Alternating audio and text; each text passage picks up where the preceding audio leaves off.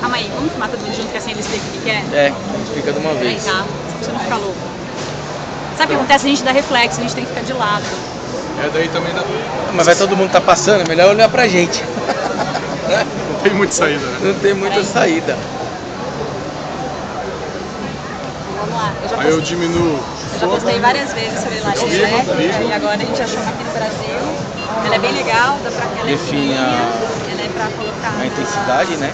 Isso. Modifica a intensidade do fogo, desliga o fogo e liga o fogo. E tem a opção de aquecimento, né? O Antônio está fazendo uma demonstração pra gente aqui. Aí sim eu vou deixar ele no máximo para você, a caloria vai sair por baixo. Você A única... consegue regular a intensidade A única recomendação de instalação é você deixar 30 centímetros Do chão.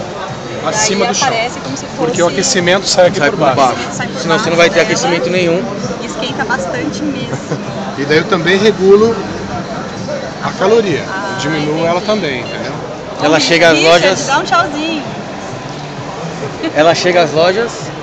Já está nas lojas. Já tá nas lojas. Já tá nas lojas, já está Seu Antônio, vendendo. quer que tá explicando Ela pra tá gente? saindo na faixa de. Ela é vendida nas lojas por R$ 799. 799? 7 mil? 7 Não. mil, né? 799. Vocês ouviram? 799 reais. Isso aí. Consumo dela. É, por ser um aquecedor, a gente sabe que gasta. Ele gasta, ele é um consumo C praticamente, né? CD, mas não é um consumo alto não. Depois eu vejo tecnicamente para vocês exatamente, mas... Gente, pra mais quem ou quer menos ter isso. uma lareira em casa e Ela não tem mede um buraquinho, né? 20, 40, Resolve. 70 centímetros mais ou menos. Isso aí, por mais ou menos. 50, 65 por... 65, 70 por 50. por 50, por aí. E de novo tentar